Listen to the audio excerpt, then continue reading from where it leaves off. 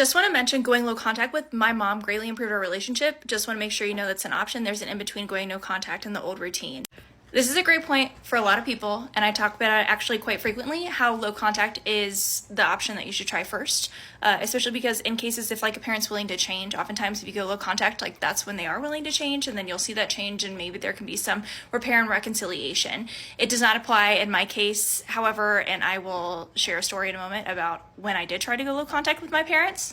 But I do just want to acknowledge, like, you're not wrong. That can be a good option. However, I will say in most cases, if you have an abusive parent, especially one that is not willing yet to look at their own trauma and their own experiences because it's too painful for them, it won't work. They will find every way to create conflict in your relationship because they crave the instability, they crave the toxicity, because they equate control and also that drama, the swinging of emotions, as what love and family should look like.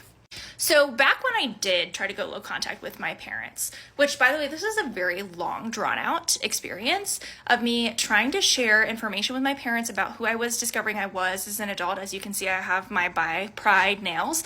That was one of the first things I tried to share with them. And my mom's response is, why does that matter? You're married to a man.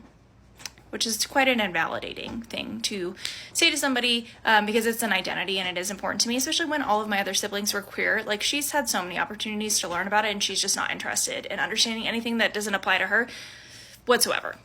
But then I tried to tell her about my autism diagnosis, and she's a doctor, so she's convinced that she knows everything, even more than somebody who diagnosed me themselves, who is also a doctor. She said, no, you're not. How dare you even suggest that?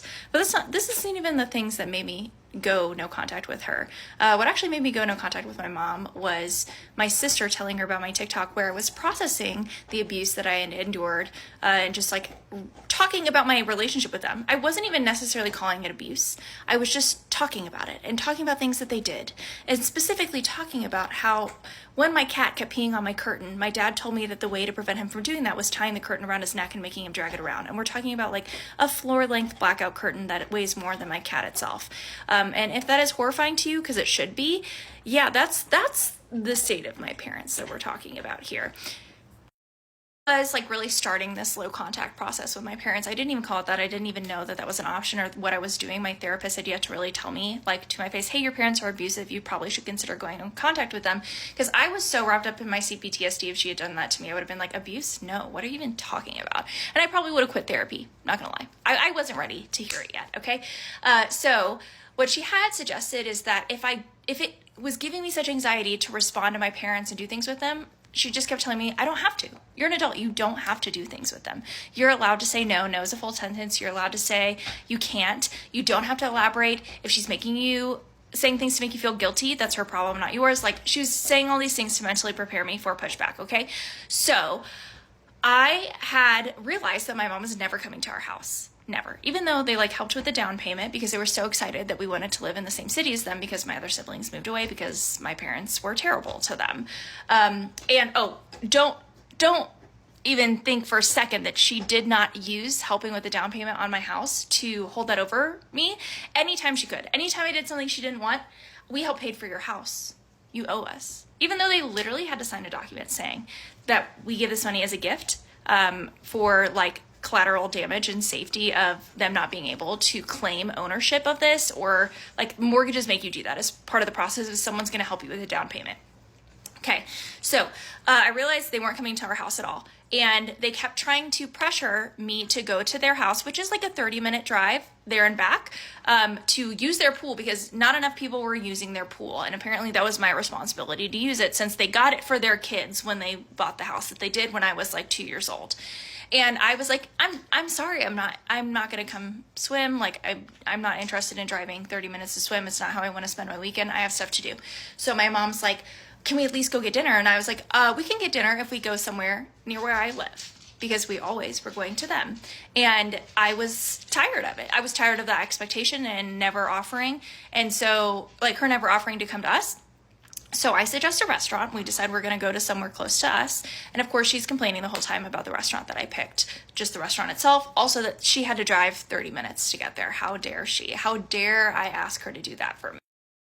We get there, and At this time, I had just recently taken a position in tech, and my dad works in tech, and my dad also is capable of having conversations about things that he doesn't relate to. So this was one of the first times in my life where I actually had a positive relationship with my father because he finally could relate to something about me.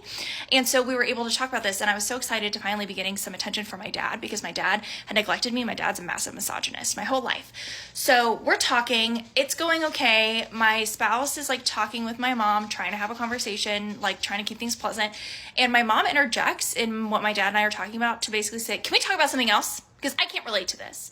And my response to that was like, well, you could try. I mean, Ben doesn't understand either, but he asks questions when he's confused. And Ben, my spouse, is like, yeah, I'm doing my best to understand, but I don't work in tech, and a lot of these words don't make sense to me. So when I don't know a word, I just ask. And I'm like, yeah, you can do that. I won't be upset. She's like, no, this just isn't an interesting topic to me. And at this point, I'm like giggling a little bit internally, right? Because like I'm your child. Like, you should care about me. You should care about my job. You should care to know things about me, but you don't, because you only care about you. And so after we'd like finished talking about whatever we were talking about, I decide I'm going to try to pivot the conversation to her so she has a chance to talk about herself. And I say like, what's been going on with you, Mom? Like, how are things going with you? And she, of course, takes this moment to be as passive aggressive as possible. And she's like, well, I've been having to move your grandparents into an assisted living facility with little to no help from anybody. Nobody has offered to help me, and I'm just exhausted, and it's so much work, blah, blah, blah. And I'm like, I'm so sorry to hear that your siblings aren't helping you with moving your parents into assisted living. That would be a lot for anyone to handle on their own. Emotional maturity, modeling it for her. And she goes, I'm not talking about them. I was like, oh, really? Okay, who are you talking about then? And she's annoyed because clearly she meant me. She was talking about me, and I'm making her say the quiet part out loud. And so she says, it would have been nice to have some help from you. I'm like, well, Mom, you didn't even tell me that they were moving. Like, you didn't ask for help. I can't read your mind, but also they're not my parents, and it's not my responsibility to help move them into assisted living. You guys are millionaires. You are able to afford to hire movers to move the stuff for them. You don't have to be doing this. Because she started to then say, like, your father's old. He could have thrown out his back. Like, not, mind you, I have a disability, physical and cognitive disability, neurodevelopmental disability. I really cannot lift heavy things because I have a connective tissue disorder that makes it really easy for my joints to dislocate and subluxate. So I really am not supposed to lift super heavy things as much as possible. And so I'm just like, she's at this point screaming at me. She's throwing a tantrum, and I'm like, these aren't my parents. Like, I'm really sorry that this has been so difficult for you. Like, I would be upset too if I felt unsupported, but that seems like Dad's job. Dad should have been helping you, or at least emotionally supporting you through this. And she's not liking any of these answers because I'm clearly not falling for the guilt tripping. And she starts being really crappy to the waiter at this point. And we say like, hey, Mom, you're upset because you're not getting the reaction that you want. You're throwing a tantrum right now, and the waitress does not deserve this treatment from you. If you do not stop treating her this way, we're going to leave. And I think it was my spouse that said this specifically, because then she turns to him and she says, you don't understand. I am the parent and she's the child. How this relationship works is I tell her what to do and she should listen to me. That's how children should behave. And I just start laughing, maniacally, hysterically. I cannot help myself. Literally, I'm sitting over there like, like, what? You just outed yourself to everybody here. Everybody here. Everyone. Yeah. And it's at this point that Ben's like, actually, no, that's not how a parent-child relationship works. Parents are supposed to support their kids. It's not your job for your child to listen and do everything that you tell them to, because your child's an adult now and gets to make their own decisions, and it's your job to support them in the decisions that they make. And she literally gets so upset, she storms away. And so we're like, all right. So we pay. We start to walk out, and my dad's like, I'm so sorry for your mom's behavior, but you know she doesn't mean it. She doesn't mean it. And also a couple times during dinner, while she'd been throwing these tantrums, my dad turned to her and was like, stop it right now. Like, you need to stop this, or your relationship, it's gonna end. He saw it coming. But then when we decided to stand up for ourselves, the first thing he does is stick up for her and enable her further, which is why I decided to go no contact with both of them. Because that's also what I did when I went no contact with her. He texted me to tell me I needed to fix it.